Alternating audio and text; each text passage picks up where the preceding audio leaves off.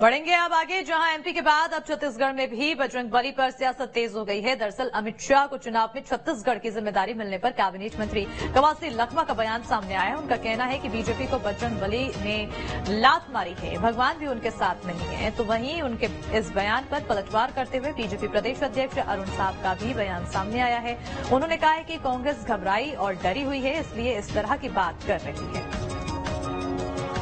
तो कर्नाटक चुनाव में जिस तरह से कांग्रेस बजरंगबली के नाम पर काफी ज्यादा जीत पर खुश नजर आ रही है, वहीं अब बजरंगबली की लड़ाई छत्तीसगढ़ में भी देखने को मिल रही है। इस पर बयान आया है, जब भगवान ही नहीं साथ तो जनता कहां से साथ। बीजेपी प्रदेश अध्यक्ष अरुण साहब ने इस पर तंज कसा। छत्तीसगढ़ में चुनाव की लड़ाई बजरंगबली पर आ चुकी है। कवासी लखमा ने बीजेपी पर निशाना साधा है। तो वहीं कर्नाटक में बजरंगबली ने बीजेपी को मारी लात। लखमा की तरफ से ये बयान दिया गया। उन्होंने कहा कि जब भगवान ही नहीं साथ तो जनता कैसे देगी साथ। उसके बाद अब यहां पर आरोप प्रत्यारोप का दौर शुरू हो चुका है। कुल मिलाकर अब ये चुनावी जंग पूरी तरह से आस्था से जुड़ी हुई हो चुकी है।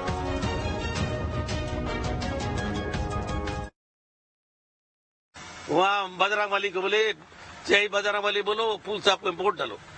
भारतीय जनता पार्टी को बजरंगबली लात मारी है। अभी भगवान भी उनके साथ नहीं है, बजरंगबली भी नहीं है, फिर आदमी कहां से रहेंगे। देखिए, आज कांग्रेस पार्टी घबराई हुई है, डरी हुई है और इस कारण से आज वो अनाप शनाप बोलने पर मजबूर हो रहे हैं। कवासी लखमा जी मंत्री हैं, अपने सरकार की उपलब्धि, अपने सरकार के कामों की जानकारी दें। कितने वादे पूरे किए, शराबबंदी हो गया क्या, बेरोजगारों को रोजगार मिल गया क्या, महिला स्व सहायता समूह के कर्जे माफ हो गए क्या। आज छत्तीसगढ़ की जो दुर्दशा इन्होंने कर रखी है उसके बात करें। प्रदेश सरकार में मंत्री हैं, सरकार की उपलब्धियों की चर्चा करें। और हमारे साथ गौरी शंकर श्रीवास जी जुड़ चुके हैं, बीजेपी प्रवक्ता हैं। सर, बहुत बहुत स्वागत है। लेकिन जिस तरह से चुनाव नजदीक आ रहा है, ऐसे में अब जो बयान दिया गया कैबिनेट मंत्री की तरफ से कि हनुमान जी ने बीजेपी को लात मारा है, इस पर आखिर क्या कुछ प्रतिक्रिया आपकी? देखिए, जिन मंत्री ने ये बयान दिया है, पहली बात तो अपने आप को वो हिंदू मानते नहीं है। वो बस्तर में खुलेआम सबके सामने कहते हैं कि हम हिंदू नहीं हैं। दूसरी बात, सबसे ज्यादा धर्मांतरण उन्हीं के क्षेत्र में हो रहा है। इस बात की पुष्टि वहाँ के एसपी करते हैं, वहाँ के कमिश्नर करते हैं। तो ऐसे धर्मद्रोही लोग इस प्रकार की बातें किस मुंह से कर लेते हैं, समझ से परे है। दूसरा, भूपेश बघेल जी क्या इस बयान का समर्थन करते हैं? इस प्रकार की असभ्य आचरण, इस प्रकार के असभ्य स्तरहीन सड़क छाप भाषा कांग्रेस पार्टी के नेता मंत्री ही बोल सकते हैं। चुनाव में हार जीत होते रहती है। अगर इस बात को अगर आप देखेंगे तो जितने राज्यों में कांग्रेस पार्टी की चुनाव में हार हुई है, तो क्या इस प्रकार की शब्दावली हमने लात मार दिया, ये कर दिया, ऐसा कभी हमने कहा है? और समझने वाली बात यह है कि जो व्यक्ति हनुमान जी को मानता नहीं है, जो हिंदू धर्म से दूर दूर तक जिसका नाता नहीं है बोलता है, वो व्यक्ति किस मुंह से हनुमान जी का नाम ले रहा है? समझ से परे क्या चुनावी तौर पर हनुमान जी का नाम को इस्तेमाल किया जा रहा है? बहुत ही शर्मनाक विषय पे प्रदेश मुख्यमंत्री जी को अपना बयान। गौरीशंकर जी, आप ही की बात, जैसे कि आपने कहा कि चुनावी समय में भगवान जी का नाम लिया जा रहा है, हनुमान जी का नाम लिया जा रहा है, तो क्या ये समझा जाए कि आज के समय में चुनाव मुद्दों पर नहीं और भगवान के नाम पर लड़ा जाता है, आस्था के नाम पर लड़ा जाता है? छत्तीसगढ़ में दोनों चीजें एक साथ नहीं चल सकती है। एक तरफ हिंदुओं को प्रताड़ित करेंगे, एक तरफ लव जिहाद का समर्थन करेंगे, एक तरफ धर्मांतरण का समर्थन करेंगे, दूसरे तरफ राम राम का नाम लेंगे, हनुमान जी का नाम लेंगे। ये दोनों चीजें कैसे चल सकती है, इसको समझने वाली बात है। भारतीय जनता पार्टी हिंदुओं के साथ में खड़ी है, हिंदुओं की रक्षा के लिए लड़ती है। हिंदुओं के लिए हमने खून बहाया है, हमने हिंदुओं को गोली नहीं मारा है, सरयू नदी को लाल नहीं किया है। हमने हिंदू के नाम से लड़ाई लड़ी है।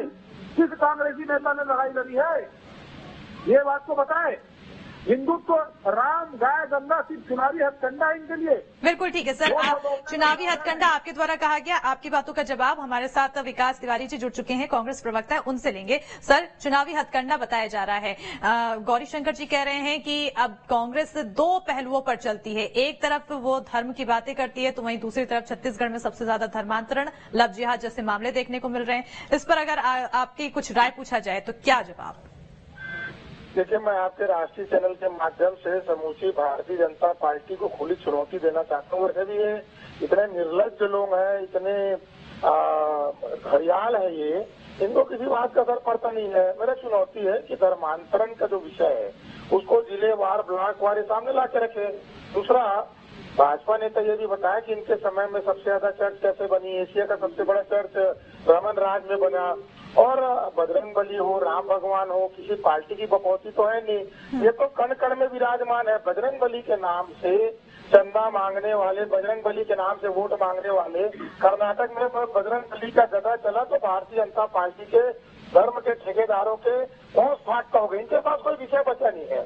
छत्तीसगढ़ राज्य में चुनाव के पहले जब रमन सरकार थी, भाजपा आरएसएस की सरकार थी, तो आरएसएस के ही लोग गौ सेवा आयोग में थे और गौ माताओं की भूख से निर्मम हत्या हुई। आखिरी साल में तो 8,000 से अधिक गाय की मौत हुई, उसका खाल चमड़ा भी फिर पापियों ने, गौद्रोहियों ने बेचा। लच्छेदार पड़े हिंदी के शब्द तो मैं भी बोलूंगा, लेकिन धरातल में काम न केंद्र की मोदी सरकार कर पाई है, न धरातल में रमन सरकार कर पा रही है। बिल्कुल सर, यहाँ पर एक सवाल मेरा ये, आप धरातल पर काम की बात कह रहे हैं, केंद्र की मोदी सरकार की बात कह रहे हैं। अब चाहे मोदी सरकार की बात हो, चाहे प्रदेश की कांग्रेस सरकार की बात हो, अब चुनाव नजदीक है। चुनाव नजदीक आने के साथ ही बजरंगबली का नाम क्यों सभी नेताओं द्वारा लिया जा रहा है? क्या मुद्दों के बजाय अब भगवान के नाम पर चुनाव लड़ा जाएगा?